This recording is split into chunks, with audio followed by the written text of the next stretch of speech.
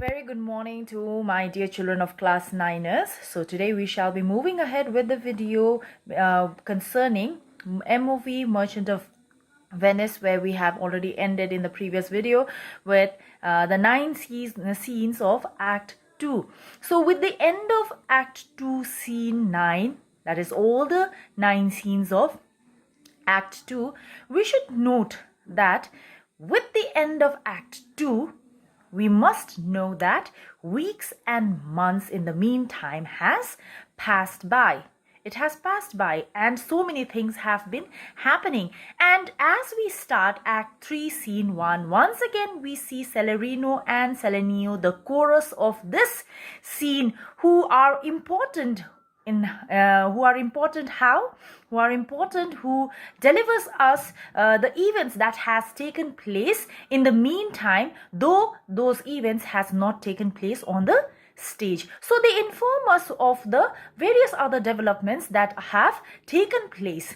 So, and once again, Celerino and Selenio, in this very opening of the scene as the chorus, they are seen discussing the unlucky events that has befallen Antonio. There goes a rumor that another of Antonio's ship has been wrecked. So these are the things that they are discussing, and there are other very important development that takes place. For this scene also carries one of the most important speech of Shylock that is also there in this scene, which is of superb intensity that we see, that talks of extreme human intolerance, which we shall be seeing, which furthers the development and the intensity of his desire to take revenge against Antonio. These are the things and these are the developments that we see in this scene, that is Act 3, Scene 1. So now we shall move ahead with Act 3, Scene 1, that takes place in Venice. A street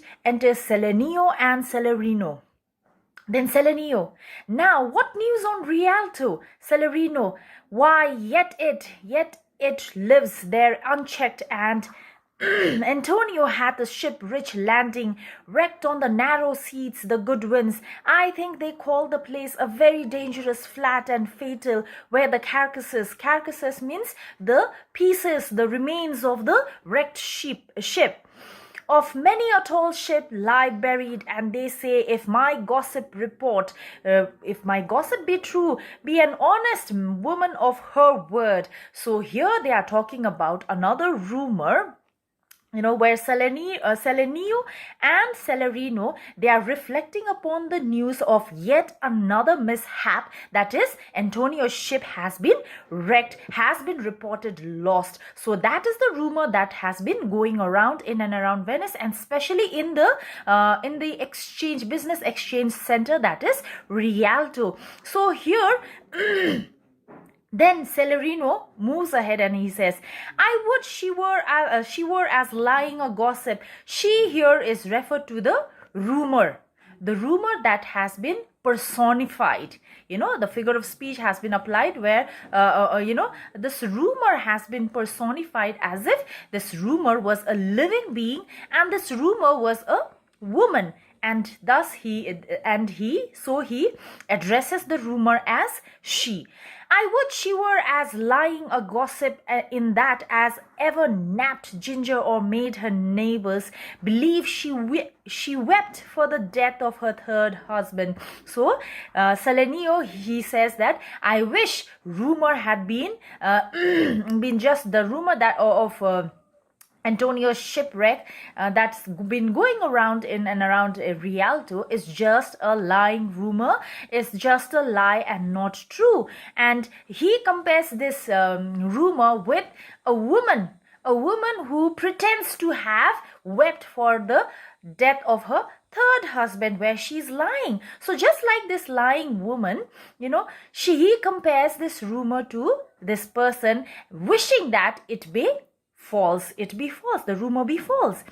But it is true without any slips of prolixity. Without any slips of prolixity means long, tedious speech or crossing the plain highway of talk or trying to go outside the plain direct speech, that good Antonio The honest Antonio, oh, that I had a title good enough to keep his name company. But unfortunately, this rumor is true. The rumor that has been going around about Antonio's shipwreck is indeed true. And he starts praising, he starts praising Antonio by using, adjectives in praise of him, saying saying a good Antonio, and and he falls short, and he says that he's falling short of good, all those good adjectives that actually should be entitled by, or only by, Antonio. Only he deserves, for he is such a good man.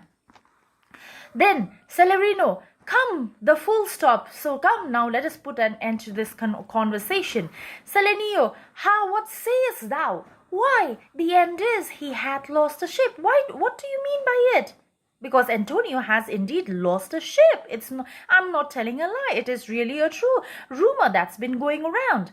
Then Celerino, I would it might prove the end of his loss. So do I, and I hope that this loss would be his last loss. May he not suffer any more losses. So here, as they chorus these events that has been taken place, though off stage, but yet we are told of these events that have been taken place within the span of the passage of weeks and months that has already passed by after the end of Act 2. So then Celerino says, it might prove the end of his losses. Selenio, let me say amen. Amen means amen means just a prayer, a short prayer quickly. Be times in good times, lest the devil cross. Before the devil cross and obstruct my prayer, good prayers at this good time, my prayer. For here he comes in the likeness of a Jew, and at that moment, at that nick time, enters Shylock. Enter Shylock.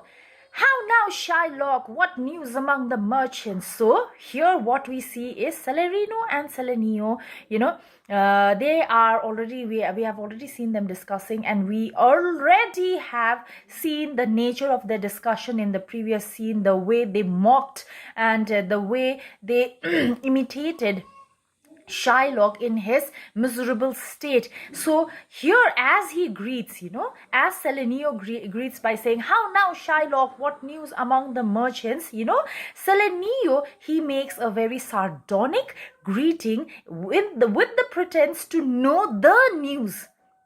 To know the news, in trying to pretend as if he's trying to know the news, but this very sardonic move of his, this very sardonic greeting of Selenio is actually a very calculated, he is making a calculated move to infuriate Shylock. It is not a genuine greeting, we all know that. So Shylock, you knew none so well as you of my daughter's flight. So now as Shylock enters, he enters with this fury inside him, fury boiling and burning inside him, the fury of his intolerance towards Lorenzo, and as a whole to all the Christians, for he feels that the real cause behind his daughter's elopement is not just Lorenzo, but his entire Christian community. So here we see Shylock coming with a rage against all the Christians, for he has already heard of, he has already received the news of his daughter's elopement, which we also already saw in the previous scene. Then Shylock says, he accuses Celerino and Selenio, saying that you people well knew of my daughter's elopement. You're very well aware of what she was about to do. Then Celerino says, see, he's trying to pull off a very cool attitude, and he says, see, that's certain. I, for my part, knew the tailor that made the wings. See, how demeaning of him, where instead of empathizing and sympathizing with him, he's trying to infuriate Shylock more, and says that, he knew the tailor who tailored the wings. The wings here is referred to the boy's dress, the page boy's dress that was tailored. He even knew the tailor who tailored that page boy's dress, in which she put herself, she disguised herself as the page boy, and she flew with all, means she ran away. Then Selenio says, and Shylock for his own part knew the bird was fledged. And Shylock for his own part knew the bird was fledged. The bird was fledged. The bird here is referred to Jessica. Was fledged means fully feathered, means ready to fly. And when it is the complexion means the nature of them all to leave the dam, the mother. So what he's saying is that naturally it was very certain for your daughter to fly, to elope, for she had already come of age. She had already come of age where she had to get married, and thus she did so by eloping with Lorenzo.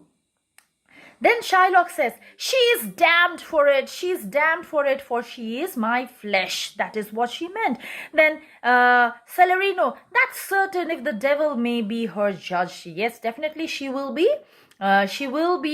Sinned, she will be damned if the devil be her judge. And the devil here, he is, referring it in a very sarcastic manner, to Shylock. Yes, Shylock, my own flesh and blood to rebel. How could my own flesh and blood rebel? He could not actually, believe that his only daughter, his own flesh and blood, who knew how his feeling were towards the Christians, in spite of it, she went against it. And in fact, she destroyed all of his faith that he had on his daughter, his only daughter, by fleeing with a Christian, by eloping with a Christian, and not just eloping with a Christian, but also robbing him of his wealth.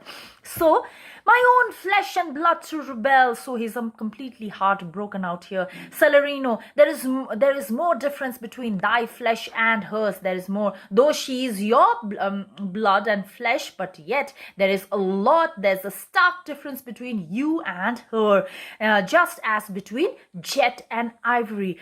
Jet is a black stone. So what he meant is, just as there is difference between jet and ivory, that is black and white, likewise there is complete difference between you and your daughter, who is your blood and flesh. More between your blood than there is between red wine and Rhenish. And when it comes to blood, there is such a difference between between your blood and Jessica's blood, just as there is the stark difference between red Rhenish wine and white Rhenish wine. White Rhenish wine, that is more refined, more exorbitant, and more exotic, and more beautiful, and more classy. So, but tell us, do you hear whether Antonio have had any loss at sea or no? So he moves on to Antonio's news that has been rumored around Rialto. So he wants to know whether Shylock too has heard of this news. Then Shylock, there I have another bad match. Bad match means another bad transaction, bargain. For he had loaned Antonio 3,000 ducat, a bankrupt, a prodigal who dare scarce show his head on the Rialto. So why a prodigal? Why is he referring to Antonio as a prodigal? For Antonio would lend money to all those people without any charging interest, and thus he was, he's being referred by Shylock as a prodigal who dare scarce show his face on Rialto, a beggar who is now that person. After having faced this problem, after having faced this problem of loss of his ships, and to be true, he has now completely disappeared. He has stopped showing his face in Rialto. A beggar, that was used to come so smug. He's a beggar who was so used to showing his face in the market with a smiling face. Let him look to his bond, So he says, and when he says, let him look to his bond, he says it with a very ominous tone. So he was wont to call me a usurer, and he had accused me by calling me a usurer. Let him look to his bond. So here he repeats it more ominously, casting more fear in the audience. Then he was wont to lend money for a Christian courtesy, that is kindness. He, as a mark of Christian kindness, he used to lend money without any charging or interest. And now look at him. That is what he's trying to say. He has become a beggar, a pauper. Let him look to his bond. Let him be careful to redeem his bond in time, he says. So here he repeats this line, let him look to his bond, which only tells us of the impending predicament that is waiting for Antonio. Then Celerino, why? I am sure if he is forfeit, thou wilt not take his flesh. What's that good for? So now out here he makes a very malicious, he tries to, Celerino, he says that, whatever be it, even if he loses, if he is not able to redeem his bond on time, what will you do of his flesh? A human flesh, what use of it is to you? He says, he asks. So, and now, these, so far, whatever little malicious digs that Celerino and Selenio have been up to in order to infuriate Shylock, this produces one of Shylock's most dramatic speeches in the entire of this play, which is of superb intensity, which we shall be seeing right now. So immediately, what is the reaction of Shylock? He says, to bait fish withal, even if it comes of no use, I will bait fish. I will, bait fish with that flesh of Antonio. If it will feed nothing else, it will feed my revenge. And if it will feed nothing else, at least it will feed my revenge. So out here, what we see is that, we see, the kind of intense desire that he is, that is developing inside him with the development of, with the unfolding of various events that has not taken any side of Shylock, that has been going against Shylock, against all his wills, against all his feelings, in fact everything, So now what we see is, what he says is, definitely he will, if that flesh of Antonio would feed nothing, but it will at least feed my revenge. I will have my revenge. He had disgraced me and hindered me 500,000. He had disgraced me, humiliated at Rialto in front of everybody, and hindered me 500,000, and caused and brought me a huge loss, a loss of almost 500,000 to my business, laughed at my losses, mocked at my gains, scorned my nations. He had always humiliated me, mocked me, lost, never happy with my losses. He had laughed at my losses, and whenever I made gains, he mocked at it and scorned my nations. It means he criticized my nations, he criticized the entire Jew, thwarted my bargains, means inferior. He even interfered with my businesses, cooled my friends, he made my friends go against me, then heated my enemies, encouraged my enemies to go against me. And what's his reason? And what is his reason for all these things, for all these inhuman acts and all these unjust acts that he has been casting upon me? What is his reason behind it? I am a Jew. His only reason is that I am a Jew. Had not a Jew eyes? Had not a Jew hands, organs, dimensions? Dimensions means limbs, senses, affections. Affections means likes and dislikes, passions. So here what he's trying to say is that all in all, even a Jew is no different from a Christian. Even a Jew, though he is a Jew, like any Christian, he too has likes and dislikes. He too is a man filled with passion. He too is a man filled with feelings, senses, organs, the same kind of limbs. Everything is similar. So yet, why such disparity? Why such discrimination? So here what we see is this is, as I already told you, this is one of the most powerful speech of Shylock. In fact, in the entire of dramatic history, dramatic literature that has been produced by Shakespeare, which speaks of complete which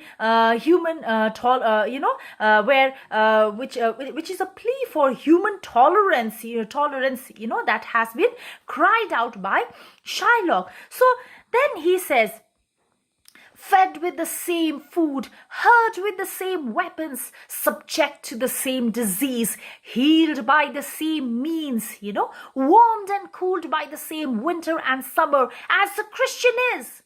So what's the difference between a Christian and a Jew?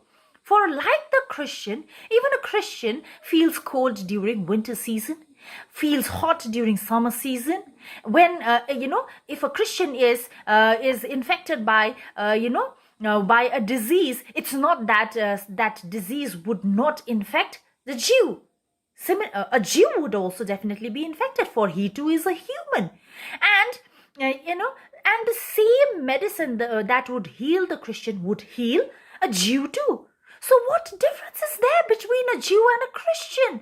When all the physiology, when everything, when all the senses, organs, and all the affections, everything is similar, they share they share the similarity with the Christian. If they share such a great similarity with the Christian, so yet why is it that the Christian, they are discriminating the Jews in a very inhuman manner, like he has been so far been receiving under the hands of the Christian, which is very true. We all know that too. So then what he says is, if you prick us, do we not bleed? If you prick us, if you wound us, do we not bleed? And if you tickle us, do we not laugh? If you tickle us, do we not laugh? If you poison us, do we not die? And if you wrong us, shall we not revenge? Then if we are like you in the rest, in if every respect we are like you, then we will resemble you in that. And when it comes to taking revenge also, so what he is trying to say is here, which is further clarified, what he says is, see, if a Jew wrong a Christian, what is his humility? What is his humility if revenge? So here, if a Christian is wronged by a Jew, what would be an expected reaction of the Christian? Definitely, a Christian would revenge the Jew. And when he says out here, when he refers to the humility, when he says, if a Jew wrongs a Christian, what is his humility? Humility here, he says it with full-on sarcasm. For according to Shylock, humility is the virtue of the Christian that they just only talk about. It's all talk, but no action. It is not seen in evidence, and he is one sole example. Shylock is one sole evidence where the Christian have not been following their humility, their virtue that they were supposed to follow, and they were highly preaching of, of which they were definitely very proud of. For Shylock was never treated with humility. There was not a day when he was treated like a human. So when he refers to the Christian humility, he says, when he refers to this word humility, he refers to it with great sarcasm. So what is this Christian humility? It is revenge. See, it is revenge. And if a Christian wrong a Jew, what should his sufferance be by the Christian example?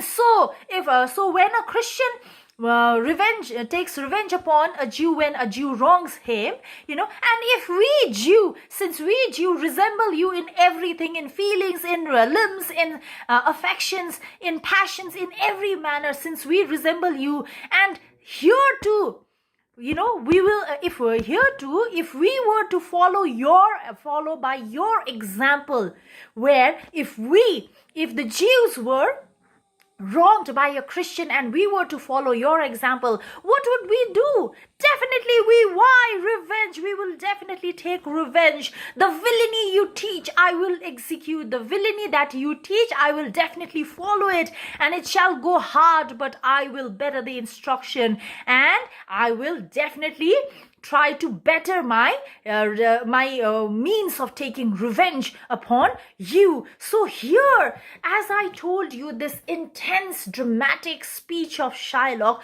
which is of great importance, this speech in fact silences us. We ourselves have to ponder it. It is one of the greatest pleas for human tolerance by Shylock, where Shylock, he rails and raises this plea not just to his personal level, but here he represents the entire Jews plea. In fact, it is the entire Jew communities, Jew race, the entire races, race, that is the Jew race. It is the plea of here. It is their plea. Shylock has represented them for human. It is as I told you, it is a great plea of human plea for human tolerance in the whole of dramatic literature. But one thing we should also take note of, and which we should not surpass and overlook, is that this speech is more than just a plea to. Right? This plea is actually, it is a prelude to Shylock's final decision concerning how he will deal with Antonio, and that is by taking revenge upon Antonio. So here, like any animal, where there is resemblance, in all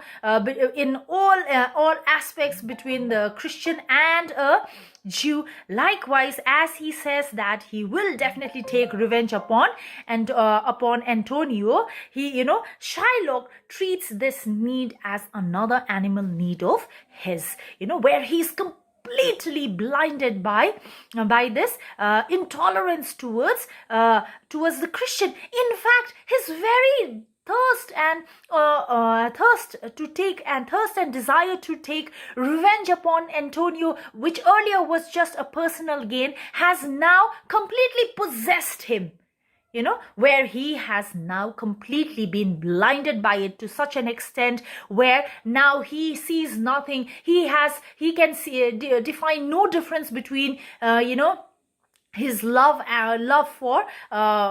for riches, his love for daughter, his love for everything. In fact, all he sees, now he has developed a one-track mind, like the horse with blinkers, that now there is nothing that he needs to do, but all he needs to do and acquire is to seek revenge, and that is by exacting a pound of flesh of Antonio's. And that day, or the day he does that, he will be satisfied. That is what he believes, and with that he shall move ahead. And this is how we too are prepared about this impending danger that is about to unfold in the life of Antonio. So here, then as the minute he ends this very dramatic speech of Shylock, enter a servant, gentlemen, my master Antonio is at his house and desires to speak with you both. My master Antonio wants to speak with you. And Selenio and Celerino, all these while, after hearing this dramatic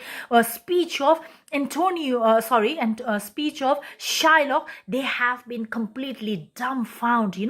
This speech after Shylock's speech on revenge, that is so powerful and so unanswerable, has completely, it is lost it is completely lost in Celerino and Antonio. They are so dumbfounded. They are so silenced for the first time for we know that these people, they are the chorus of this entire play, and they gossip a lot, they talk a lot, they are ready to retaliate, they are ready to infuriate Shylock. But now, after hearing this dramatic speech, they are completely left dumbfounded, and because of which and because of that, when we see them dumbfounded, we audience, as an audience, we too are completely stunned by what we see and what we hear.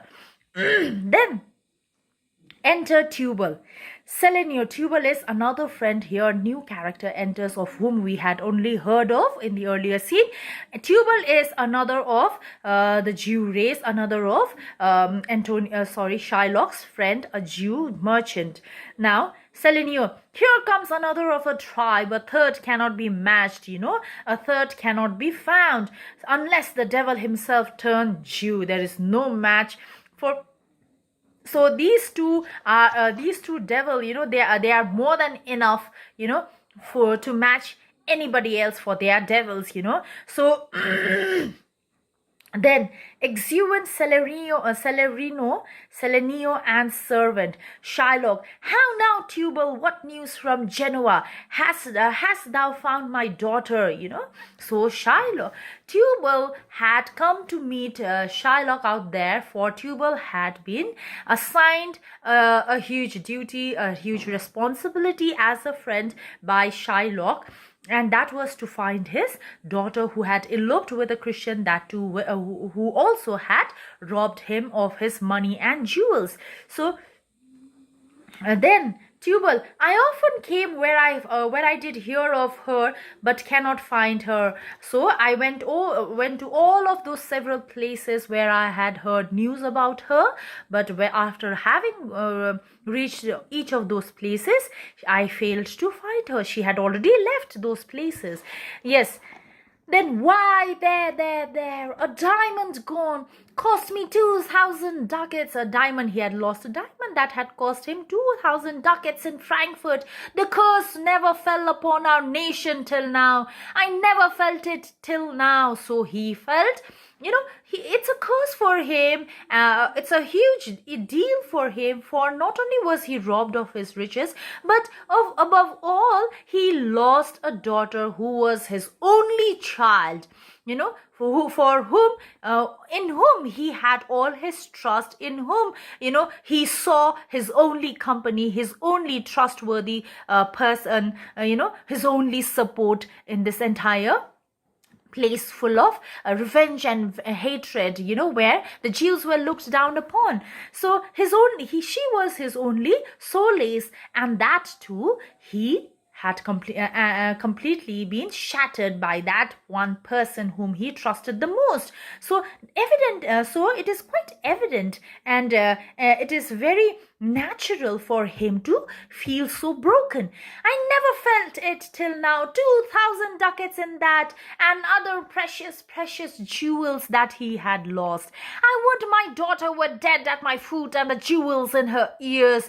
Would she were rehearsed at my foot, and the ducats in her coffin. So for a minute, he goes to an extent where he wishes for his daughter's death, where her body would be there lying on his feet, on his foot, with the jewels in her ears and all the money that she had robbed him of, and the other diamonds, stones that she had robbed him of, would be there in her coffin, which he would bury it together. So here what we see is his rage against the Christian has corrupted his love for his daughter. That is exactly what we see out here. Then no news of them. Why so? No news of them. That is Lorenzo and Jessica. Why so? And I know not what spent in search. Why thou loss upon loss? Now, please underline this, loss upon loss. Now, what is this loss upon loss? There are two losses that he has already suffered. First loss is the loss of his daughter, who had run away with his money as well as jewelry and stones, precious stones and jewelry. So that is one huge loss. And the other loss is the loss of money that he had spent on to find Jessica and Lorenzo.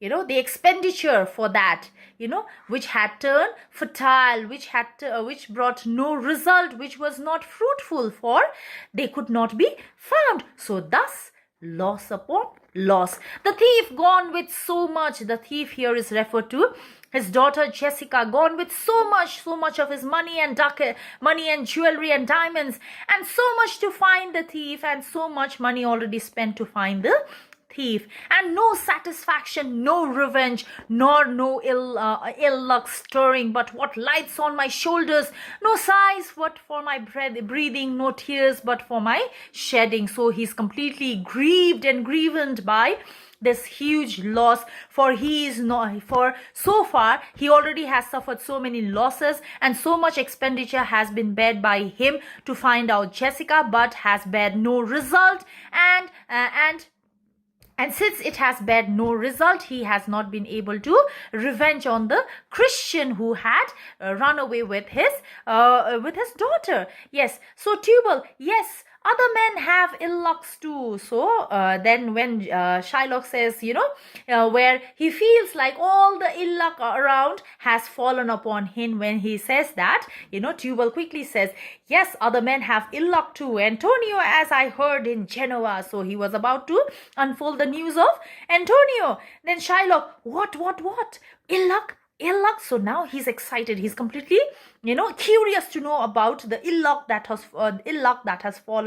befallen on Antonio. Tubal, hath an argosy cast away coming from Tripolis. So he has lost a ship coming from Tripolis.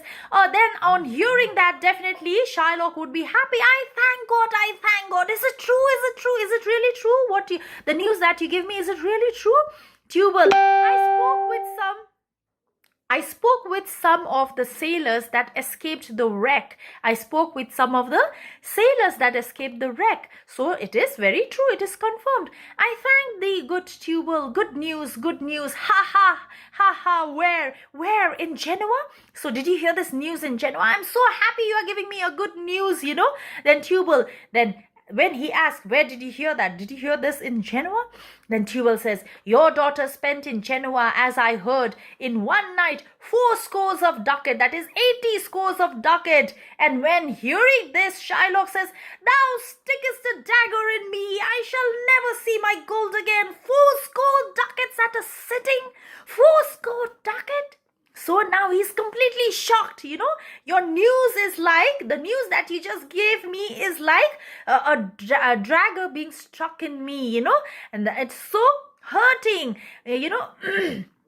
He's completely shocked to hear that his daughter in one night spent 80 ducat. Then Tubal says, there came divers of Antonio's creditors in my company in Venice that swears he cannot choose but break. So yes, not just that,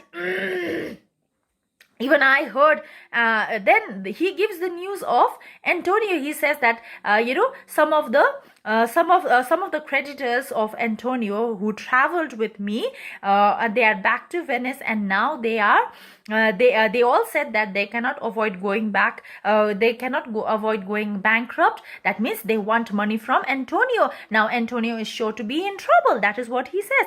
Then Shylock, I'm very glad of it. I'll plague him. I'll torture him, and I'm glad of it. So here, Shylock, as the conversation between Shylock and Tubal moves ahead, the conversation shifts back and forth between Antonio and Jessica, where one time he's sad, he's completely grief-stricken, and the other moment he's completely happy and gay when he hears, excited when he hears the news of the loss of Antonio. Then Tubal again, he comes, he says, one of them showed me a ring that had of yours daughter for a monkey. Then Tubal gives another bad news to Shylock, saying that I heard a news from another merchant that your daughter for a monkey exchanged a ring.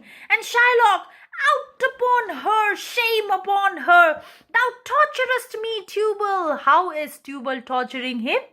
Tubal is torturing him by giving, by giving him back and forth. He's been given a good news as well as the bad news, where he's neither able to grieve over the bad news fully, nor is he able to fully enjoy the good news of Antonio's loss. Thus he's saying, thou torturest me, Tubal. If it was my turquoise, I had of it Leah when I was a bachelor. So this ring that Jessica had exchanged with the monkey actually belonged to her late mother by the name Leah, who had given that ring to her father while they were young, before their marriage, when they were still when they were then still a bachelor, a bachelor and a spinster. I would not have given it for the wilderness of monkey, even if I had been given a horde. If I had been offered a horde of monkey, I would not have exchanged that ring for them. Oh, shame upon Jessica, shame upon her for having done such stupid act. Then so this has completely upset Shylock. Tubal then says, but Antonio is certainly undone, Antonio is certainly ruined. Now what? Then Shylock says, nay, that's true. That's very true. Definitely Antonio is in trouble. Go, Tubal, fee me an officer, get me an officer, bespeak him a fortnight before, that is 14 days before. I will have the heart of him if he forfeit, if he fails to pay me the money. For were he out of Venice, I can make what merchandise I will go. If he is, the day he is out, he is thrown out of Venice, that is, if he is thrown out, in the sense, figuratively, if he dies. Yes, if he no longer exists in Venice, what merchandise I will make, I will be able to make a more profit and I will be able to make profit as I like. Go, Tubal, and meet me at our synagogue. Synagogue out here is, as I told you, is a Jewish place of worship where they followed the dictum, the word of God, their Lord, which was a tooth for a tooth, an eye for an eye, a tooth for a tooth. That was what they followed, which proves a more stronger evidence upon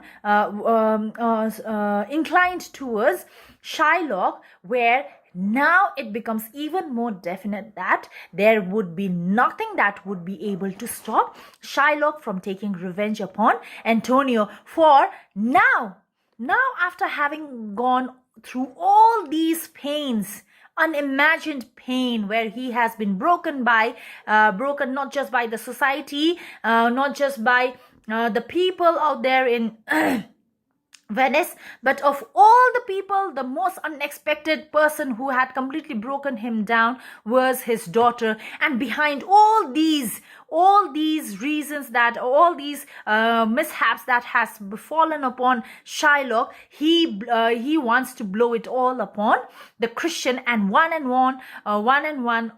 only Antonio. Most importantly, he wants to take his revenge upon him. So, and his revenge upon Antonio, which was a personal revenge, has now raised to such an extent where he now believes that to